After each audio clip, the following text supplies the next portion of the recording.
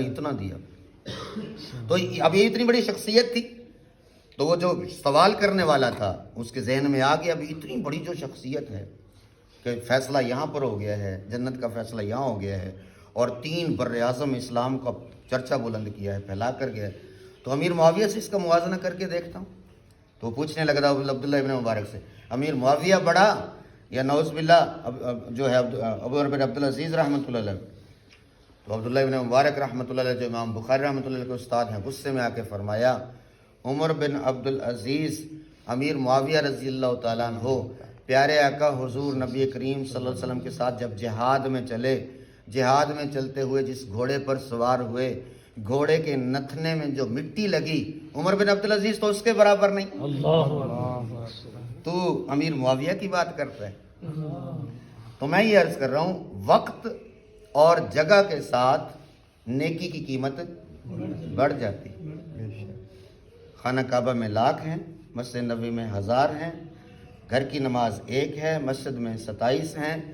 اسی طرح جس طرح وقت بدلے گا جگہ بدلے گی, اللہ نیکی کو بڑھاتے رہتے ہیں. اب صحابہ رضی اللہ عنہم نے حضور کا زمانہ دیکھا, ہم نے نہیں دیکھا, تابعین نے نہیں دیکھا.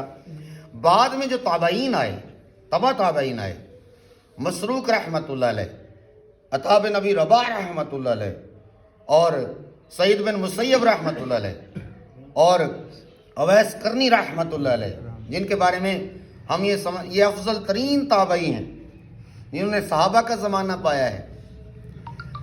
اور ایسی بہت سی ایسی شخصیات ہیں. علماء نے لکھا ہے 20 اور سینکڑوں ایسے تابعین ہیں اور تبع تابعین ہیں, انہوں نے اتنی نیکیاں کی ہیں 20 سال, بعض نے 27 سال, بعض نے 40 سال تک لکھا ہے کہ 40 سال گزر گئے, اس فرشتے کو برائی لکھنے ہی نہیں دی. اب آؤ, اس فرشتے کو برائی لکھنے ہی نہیں. اور 40 سعید بن مسیب رحمۃ اللہ علیہ افضل ترین تابعی ہیں. جس وقت یہ مدینہ منورہ بنا جو مسجد نبوی ہے, اب یہ سارا مدینہ منورہ یہ تھا, تو امہات المومنین کے حضور کے حجرے تھے, حضور کے گھر والیوں کے حجرے تھے امہات المومنین. انہوں نے بڑی معافی مانگی اور منتیں کی, ایک گھر تو سلامت چھوڑ دو تاکہ آنے والی امت دیکھے 2 جہان کے والی کا, وجہ کائنات کا, خطیب کائنات کا, امام کائنات کا, کائنات کے دلہے کا گھر کیسا تھا. وہ جو بڑی بڑی بلڈنگیں بنائیں گے وہ دیکھ تو لیں, ایک تو چھوڑ دو. افضل ترین تابعی ہیں سعید بن مسیب رحمۃ اللہ علیہ. فرمایا 50 سال, ہماری تو ایک دن نہیں ہوتی, 50 سال میری تکبیر اولا فوت نہیں ہوئی. اور 40 سال ایسا ہوا کہ میں مؤذن سے پہلے مسجد میں ہوتا تھا. جو اذان دینے والا مسجد نبوی کا مؤذن تھا, اس نے کہا حضرت آپ مجھ سے پہلے آ جاتے ہیں, اذان ہونے کے بعد آ جایا کریں. فرمایا اذان تو غافلین کے لیے. 40 سال مؤذن سے. اور مسروق رحمۃ اللہ علیہ پنڈلی پر کوڑا مارتے اور کہتے صحابہ کیا سمجھیں گے, پیچھے رجال نہیں چھوڑ کے گئے, کھڑا ہو عبادت کر. اور اویس قرنی رحمۃ اللہ علیہ جن کی ماں کے ادب کے قصے مشہور ہیں, حضرت عشاء کے بعد کہتے سنو اویس آج رکوع کی رات ہے, ساری رات رکوع میں. سنو اویس آج سجدے کی رات ہے, ساری رات سجدے میں. آج قیام کی رات ہے, ساری رات قیام میں. تو تابعین نے اور تبع تابعین نے اور اولیاء اللہ نے اور بزرگان دین نے اور سلف صالحین نے جو ہمارے بڑے ہیں, صحابہ سے کہیں زیادہ عبادتیں کی ہیں. بے شک. لیکن میں یہ عرض کر رہا ہوں وقت کے ساتھ چیز کی قیمت بڑھ جاتی. تو صحابہ رضی اللہ عنہم کے بارے میں پیارے آقا حضور نبی کریم صلی اللہ علیہ وسلم نے ارشاد فرمایا, میرے صحابہ جنہوں نے کفر کی حالت میں ایمان لا کر میری زیارت کی, میرا دیدار کیا اور میرے صحابی بنے, یہ جو کا ایک مد خرچ کریں. مد, جو کا ایک مد 100 200 400 500 لگا لو, ایک خرچ کریں اور تم سونے کا پہاڑ خرچ کرو. میرے صحابہ کے برابر ہے. اب کیا ہے, ادھر کیا ہے, جو کا مد, اور ادھر کیا ہے, ہم سونے کا پہاڑ. وجہ کیا ہے کہ وہ وقت جو انہوں نے دیکھا اس کی وجہ سے ان کی قیمت. تو میں نے کئی مثالوں سے عرض کیا کہ کس طرح سے نیکی کی قیمت بڑھتی بھی ہے اور گھٹتی بھی ہے, جگہ کی وجہ سے بھی, مکان کی وجہ سے بھی. اور ہر بندہ دنیا کے لحاظ سے میں نے عرض کیا, باہر کے ملکوں میں کیوں جاتے ہیں اور بڑے شہروں میں کیوں جاتے ہیں. بھی دیہات میں یہ چیز سستی بکے گی, شہر میں جا کے بیچوں گا زیادہ مہنگی بکے گی, لاہور بیچوں گا اور زیادہ مہنگی بکے گی, دوسرے ملک میں جاؤں گا اور زیادہ مہنگی بکے گی, اور فلاں سے چیز فلاں ملک سے سستی چیز آئے گی, اور فلاں ملک میں جاؤں گا اس کی کرنسی بڑی ہے, اس کا ڈالر ہے, اس کا درہم ہے, اور اس کا پاؤنڈ ہے, پاؤنڈ کی وجہ سے قیمت بڑھ جائے گی. بعض سعودی عرب سے لوگ آتے ہیں یا امریکہ سے آتے ہیں یا آسٹریلیا سے آتے ہیں, کہتے ہیں جی ہمارے 25 ریال تنخواہ ہے, اور 25 ریال کو دے لو ضرب, اب وہ ریال کتنے کا ہے, اور یہ پاؤنڈ سے ضرب دیں گے تو کتنے کا ہے, پھر ڈالر سے ضرب دیں گے تو کتنے کا ہے. جس طرح لوگوں کو ڈالر کمانے کا شوق ہے, جس طرح پاؤنڈ کمانے کا شوق ہے, جس طرح ریال اور درہم کمانے کا شوق ہے, نبی پاک صلی اللہ علیہ وآلہ وسلم نے اپنی امت کا یہ ذہن بنایا تھا, درہم دینار ڈالر پاؤنڈ کرنسی کے پیچھے نہ بھاگو, یہاں رہ جانی ہے, کسی کے کام آج تک آئی نہیں. اللہ نے بڑی بڑی مثالیں دے کے ارشاد فرمایا, بڑی بڑی مثالیں دے کے ہمارے سامنے اللہ پاک نے کھول کھول کے بتایا ہے. فرعون جو اپنے آپ کو انا ربکم الاعلی کہتا تھا, کوئی دیکھو آج اس طرح آج کے دور میں اتنا ظالم بادشاہ کوئی بھی نہیں ہے پوری دنیا میں. فلسطین میں ظلم ہو رہا ہے, اور پوری دنیا کے مسلمان بھی اور جو غیر مسلم ہیں وہ بھی واویلا کر رہے ہیں, سوشل میڈیا پہ خبروں پہ واویلا ہو رہا ہے. لیکن جو فرعون ظلم کرتا تھا وہ یہاں 18,000 یا ایک روایت میں 70,000 18,000 بچے ذبح کروا دیے. کوئی پروٹیسٹ کرنے والا بھی, احتجاج کرنے والا بھی, کسی کی ہمت نہیں ہے چوں کرے کہ موسیٰ پیدا نہ ہو. 18,000 بچے ذبح کروا دیے لیکن کوئی احتجاج کر سکتا نہیں. اور انا ربکم الاعلی اپنے آپ کو کہہ رہا ہے, اپنے آپ کو انا ربکم الاعلی. تو پھر نانا واسے کرسی لے کر گھر پورے تو لے بھائی انور. اور دوسری طرف موسیٰ علیہ السلام, حضرت نے لکھا فضائل کے اندر, موسیٰ علیہ السلام 9 سال تک ایک ہی بسترا تھا, بیوی کا اور خاوند کا. صاحب تورات موسیٰ, اللہ سے ہاٹ لائن پہ رابطہ کرنے والا, کوہ طور پہ موسیٰ علیہ السلام 136 مرتبہ جس کا اللہ نے نام لیا. اعمال اتنے بڑے, اور مال کتنا ہے, میاں بیوی کے پاس ایک بسترا ہے. بسترا روئیندار گدا نہیں ہے. حضرت شیخ نے فضائل کے اندر لکھا ہے بسترا روئیندار اعلیٰ قسم کا کوئی کمبل نہیں ہے, ویلوٹ کا کمبل یا بولٹی فوم نہیں ہے. بسترا کیا ہے, وہ پلی, وہ چادر جس پر اونٹ کو چارہ ڈالا جاتا ہے, آدھی نیچے میاں بیوی آدھی اوپر, اور لکڑی کی جوتی میں رسی ڈال کے, وہ شو ہے, وہ جوتا ہے, لکڑی کی پھٹی میں رسی ڈال کے وہ جوتا ہے, کھڑاؤں جوتا جس کو کہتے ہیں, وہ کھڑاؤں جوتا ہے. اور ادھر ہے انا ربکم الاعلی اپنے آپ کو کہنے والا فرعون. اور یہ جب اس پر اللہ نے 9 عذاب مارے, اس کو پتا تھا جب بھی عذاب آتا کہا اسی کھڑاؤں جوتے والے کے پاس جاؤ. پھر نبی کریم ہوتا ہے, اللہ نے اس کو کریمی دی ہوتی ہے, پھر معاف کر دیتے. پھر عذاب آتا, پھر کبھی چوہوں کا, کبھی مینڈک کا, کبھی خون کا, کبھی کوئی. جب عذاب آتا پھر فرعون کہتا اس کے پاس جاؤ, وہ کروا کے دے گا مسئلہ حل. تو جیتا کون؟ موسیٰ علیہ السلام. موسیٰ علیہ السلام آج بھی ہمارے دل میں بستے ہیں, قرآن میں بستے ہیں, حدیث میں بستے ہیں. اور ہارا کون؟ کسی بڑے مالدار کو کہو, بڑے سیٹھ کو کہو تو قوم ہے, قوم کا فرعون ہے ماشاءاللہ, کہے گا لعنت ہو تم پر, تم نے مجھے فرعون کیوں کہا, تو پورے دنیا کا خزانہ تیرے پاس ہے, قارون ہے بھائی. اچھا موسیٰ علیہ السلام کو قتل کرنے کی کوشش کی, قتل نہ کر سکا. ایک دوسرا آیا, اس وقت کی جو دنیا تھی اس کا, پوری دنیا کو اس وقت کا بادشاہ. 4 بادشاہ ایسے ہیں جنہوں نے پوری دنیا پہ حکومت کی جو اس وقت کی دنیا ہے. بخت نصر ہے, نمرود ہے, ذوالقرنین ہے، سلیمان علیہ السلام ہے، 2 مسلمان ہیں 2 کافر ہیں۔ اب نمرود پوری دنیا کا بادشاہ، یہ موسیٰ علیہ السلام پہ حملے تو کرتا رہا لیکن قتل کر سکا نہیں، اور اس نے نمرود نے تو کیا کیا، اس کو ابراہیم علیہ السلام کا جسم بھی برداشت نہیں ہے، ابراہیم علیہ السلام کے پاس کوئی نہیں ہے۔ ہمارے مولانا جمیل صاحب رحمۃ اللہ علیہ فرمایا کرتے تھے، چلو باپ تو آزر تو کے ساتھ، باپ تو لگ گیا تھا نمرود کے ساتھ، آگ لگانے والوں میں، لکڑیاں جمع کرنے والوں میں، مشورے دینے والوں میں، اس کو جلا دو، ہمارے بتوں کو برا بھلا کہتا ہے۔ کم از کم ماں تو تڑپ جاتی اور ماں ہی چھڑا لیتی کہ میرے ابراہیم کو چھوڑ دو۔ ماں بھی ساتھ نہیں، باپ بھی ساتھ، قوم بھی ساتھ، ایک بھی نہیں ہے، حتیٰ کہ سارے کہہ رہے ہیں یہ جلا کے جلا، یہ جلا کے جلا نہیں۔ اللہ اکبر، 4000 نبیوں کو اللہ نے باپ بنا دیا۔ ہم کیا پڑھتے ہیں درود شریف، ابھی نماز میں کیا پڑھتے ہیں، جتنی قربانی ہے، جتنی حج ہے، جتنے اور بہت سے سنت طریقے ہیں جو پیار آپ نے فرمایا میں اپنے دادا ابراہیم کی ملت پر ہوں۔ اللہ سبحان اللہ۔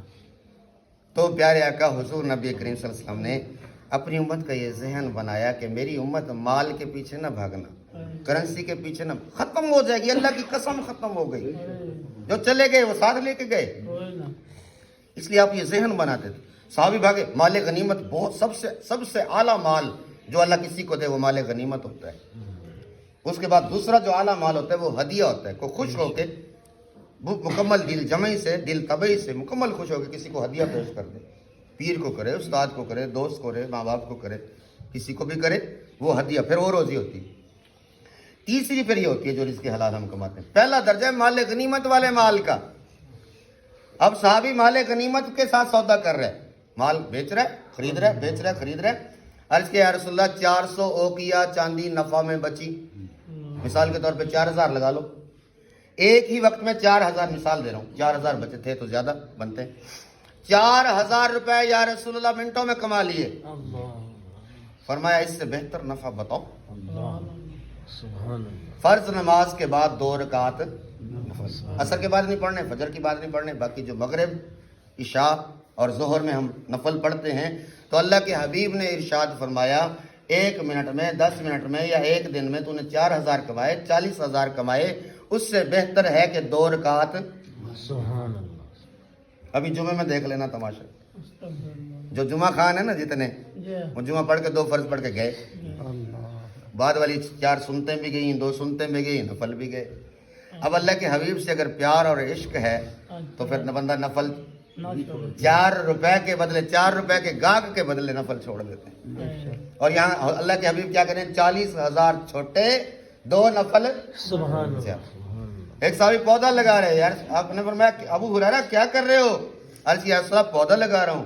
میں فرمایا آپ نے فرمایا میں بتاؤں جو پودے لگائے جائیں، بہترین پودا سبحان اللہ، الحمدللہ، لا الہ الا اللہ۔ سیدنا ابراہیم علیہ السلام نے فرمایا جنت چٹیل میدان ہے، اس کے پودے ہیں سبحان اللہ، الحمدللہ، لا الہ الا اللہ۔ تو ابھی بھی رمضان آ رہا ہے، رمضان آ رہا ہے، یقین مانے پاؤنڈ سے زیادہ، ڈالر سے زیادہ، اور ریال سے زیادہ، اور درہم اور دینار سے زیادہ، اور کویتی دینار سے زیادہ اللہ ہمیں عشق نصیب فرما دے۔ میں نے عرض کیا گھر نماز پڑھو گے، وقت اور جگہ کے، میں نے تحمیل باندھی، وقت اور جگہ کے ساتھ نیکی کی قیمت بدل گئی۔ گھر نماز پڑھی ایک، سورہ بقرہ بھی پڑھ لی، سورہ عمران بھی گھر پڑھ لی، لیکن نماز امام کے پیچھے آ کے والا سرنا تعینہ کے ساتھ پڑھ لی نماز 27۔ سبحان اللہ۔ مسجد نبوی میں جا کے پڑھ لی نماز، یہاں 1، وہاں پڑھ لی 50,000۔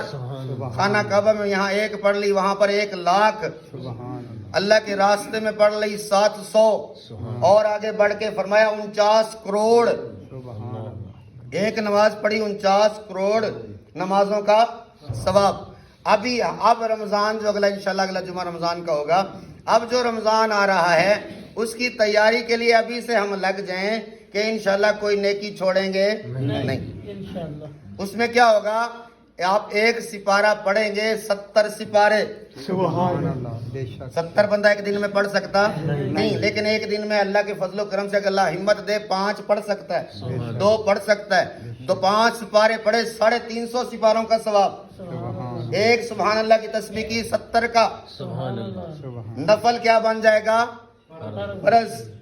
اور کوئی ایسا مہینہ نہیں ہے جس میں نفل کیا بن جائے؟ فرض بن جائے.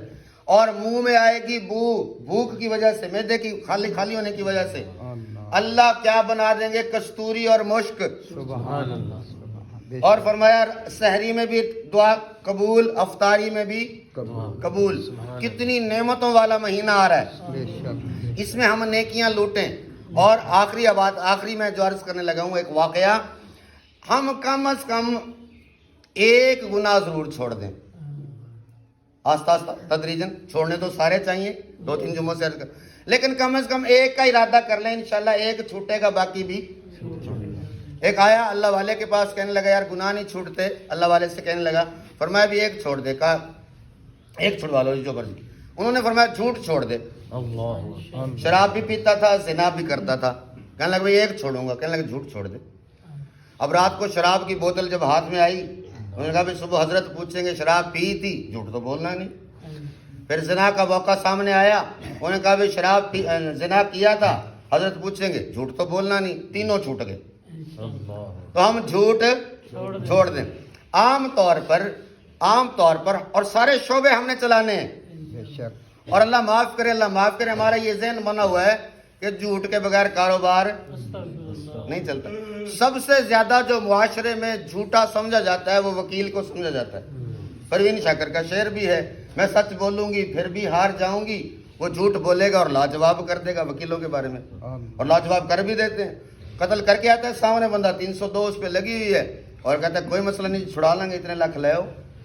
ہمارا معاشرہ عام طور پر ہم وکیل کو جھوٹا سمجھتے ہیں, اور یہ سمجھتے ہیں کہ جھوٹ کے دلائل لیتا ہے, اور لوگ کہہ بھی دیتے ہیں وکالت نہیں کرنی چاہیے, جھوٹا کام ہے. لیکن ایسے لوگ دنیا میں گزرے ہیں جو وکیل بن کر بھی سچے اور سچے رہے. ہندوستان کے اندر ہمارے ایک بزرگ تھے, مسٹر شفیق الرحمان, وکیل تھے. حضرت نے لا کیا, لا کرنے کے بعد وکالت شروع کر دی. وکالت کے بعد ان کے شیخ نے بیعت کیا کہ بیٹا جھوٹ نہیں بولنا. 3 سال کچہری میں بیٹھے رہے, ایک گاہک نہیں آیا. 3 سال. اور مکھیاں مار رہے ہیں, سارے مذاق اڑا رہے ہیں کہ شفیق صاحب اے اتنے داڑ گڑنی نہیں, یہ تو جھوٹ تو بغیر کام چلتا ہی نہیں. تو 3 سال انتظار کیا. 3 سال کے بعد ایک کلائنٹ آیا, گاہک آیا. اس نے آ کے کیس دیکھا, کیس دیکھتے تھے, سمجھتے تھے, اس سے سائل سے پوچھ لیتے تھے. سائل جھوٹ پکڑا جاتا ہے, بندے کا چہرہ بتاتا ہے, کوڑ ماری جاتا ہے. لگتا ہے ہنٹر ہے, لگاتے خنجر ہیں, لکھواتے خنجر ہیں. لگتا تھپڑ ہے اور لگاتے سوٹا ہیں. وہ سارا کچھ آپ کو سب کو پتہ ہے. اسی معاشرے میں رہتے. وہ جھوٹا کلائنٹ سمجھ لیتے تھے, وہ تھا سچا کلائنٹ, اس کا حق مارا گیا تھا, بالکل سچا تھا. کیس پکڑا, عدالت کے اندر لے گئے, کامیاب ہو گیا, جیت گئے کیس. دوسرا کیس آیا, جیت گئے. تیسرا کیس آیا, جیت گئے. ان پر پھر وہ وقت آیا, اللہ پاک نے اتنی قربانی کی وجہ سے وہ ان کو پر وقت آیا. مسٹر شفیق الرحمان, بے شک گوگل پہ سرچ کر لیں, انڈیا کا 22 وکیل اس کے شاگرد ہوتے تھے. 22 وکیل اس کے شاگرد ہوتے تھے. جج کے سامنے جب کیس جاتا تھا اور ان کا چھوٹا وکیل لے کر کیس جاتا تھا, جج کہتا تھا شفیق الرحمان صاحب آپ بیٹھ جائیں, اپنے وکیل کو بھی بٹھا دیں, مخالف وکیل تم دلائل دو. جج اپنی طرف سے دلائل دیتا تھا. اور پوری زندگی پر مسٹر شفیق الرحمان کو کوئی جملہ بولنے کی نوبت نہ آئی. پھر ایک بہت بڑا, انڈیا کے اندر بہت بڑی تقریب تھی, ایک بڑے جج کی, چیف جسٹس کی بیٹی کی شادی تھی. تو سارے جج مدعو تھے, وکیل بھی مدعو تھے. تو چیف جسٹس آف انڈیا کہنے لگا مسٹر شفیق الرحمان صاحب نہیں آئے. انہوں نے کہا حضرت میں وہ شادیوں میں جاتے نہیں ہیں, تقریباً اللہ والے ہیں, جاتے نہیں, تقریباً میں نہیں جاتے. انڈیا کے چیف جسٹس نے خود فون کیا کہ حضرت ہم سارے جج جمع ہیں اور وکیل جمع ہیں, آپ بھی تشریف لائیں. تو کہنے لگا حضرت میں نہیں آتا. تو یہ جو شیخ تھے, ان کے شیخ کے بیٹے بیٹھے تھے, کہا بھائی تم فون کرو. انہوں نے فون کیا. جس وقت مسٹر شفیق الرحمان صاحب شادی ہال کے اندر انٹر ہوئے, سارے جج, سارے وکیل اور سارا حال کھڑا ہو گیا. کھڑے ہو جو شفیق الرحمان آ گیا. سچ نجات دیتا ہے، جھوٹ ہلاک کرتا ہے. سچ نجات دیتا ہے. اللہ کے حبیب کا سچ نجات دیتا ہے، جھوٹ.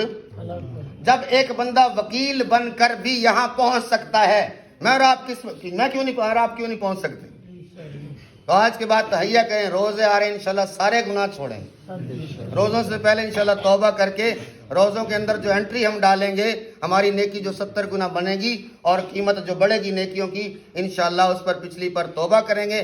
آئندہ جو وقت گزاریں گے انشاءاللہ نیکیوں میں گزاریں گے.